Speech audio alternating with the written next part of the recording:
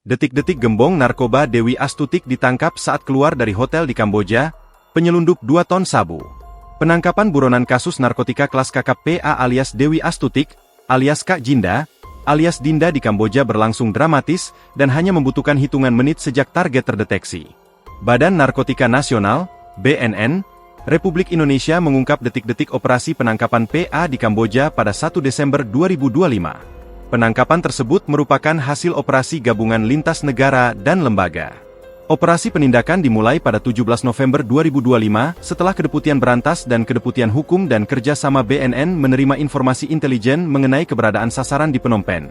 Ujarnya saat menemui media di Gedung 600, Bandara Soekarno-Hatta pada Selasa, 2 Desember 2025. Setelah mendapatkan informasi tersebut, BNN membentuk tim dan menerbitkan surat perintah pemberangkatan pada 25 November 2025, dan tim tiba pada 30 November di Phnom Penh, Kamboja.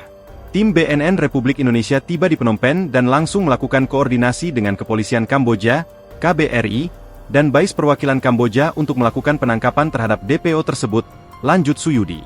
Pada Senin, 1 Desember 2025, sekitar pukul 13.39 waktu setempat, tim gabungan mendeteksi Pak di lobi sebuah hotel di Sihanouk Ville.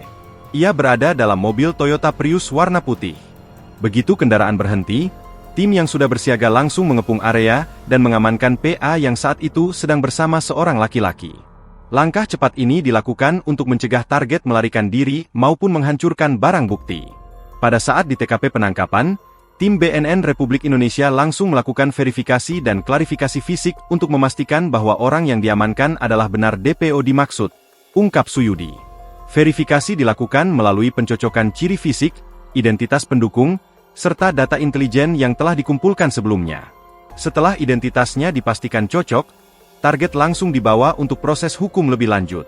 Mengenai sosok pria yang sedang bersama DA saat ia ditangkap, Suyudi mengatakan sosok tersebut masih dalam proses pendalaman. Download Tribun X sekarang, menghadirkan lokal menjadi Indonesia.